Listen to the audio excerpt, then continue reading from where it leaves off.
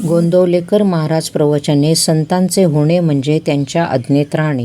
मी जिवंत राहावे हे जितके जरूर आहे, तितकेच परमात्म्याची ओळख करून घेणे जरूर आहे. जगात नावे ठेवीत नाहीत कोणाला. परमार्थाला वाहून घेतले तर प्रपंच नीट करीत नाही, म्हणून नावे ठेवतात.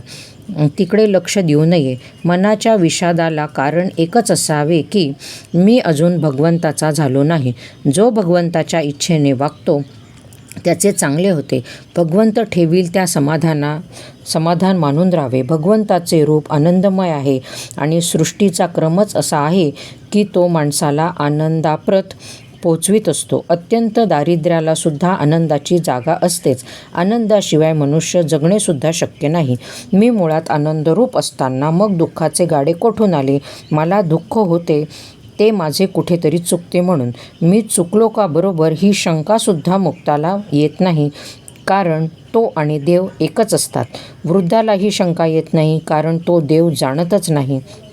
सर्व काही मी करतो आणि देव नाहीच म्हणून म्हणतो. मुमुक्षाला मात्र ती तळमळ लागते. जेव्हा ती तळमळ तीव्र असते तेव्हा संतांची भेट होते. काही पूर्वीचा ठेवा असल्याशिवाय अशी तळमळ लागणार नाही. आपण संतांचे होऊन राहावे, त्यांचे झालो म्हणजे त्यांच्याशिवाय आपल्याला कोणी नाही असे वाटले पाहिजे. संतांचे होणे म्हणजे त्यांच्या आज्ञेत वागणे. ते सांगतील तसे करावे, ते वागतील तसे नाही वागू. सत्याची संगत धरली पाहिजे, सत्संगती मिळते. कशाचीही आसक्ती न धरता जगात वागणे हेच मुक्ताचे लक्षण. हवे पण नाहीसे झाले म्हणजे मग दुःखाचे कारणच राहत नाही. जेथे तुम्ही राहता तेथे सद्गुरू आहेतच असे तुम्हाला वाटते आणि समाधान होते. हीच त्यांची खरी कृपा होय. श्रद्धेने जे काम होते ते तपश्चर्येने होत नाही. आपल्या गुरूंनी सांगितल्याप्रमाणे वागणे हाच आपला परमार्थ समजा. गुरु म्हणजे साक्षात परमार्थ. त्यांची आज्ञा पाळणे तीच आपली तपश्चर्या. याहून वेगळे काही करण्याची गरज आहे असे न वाटावे.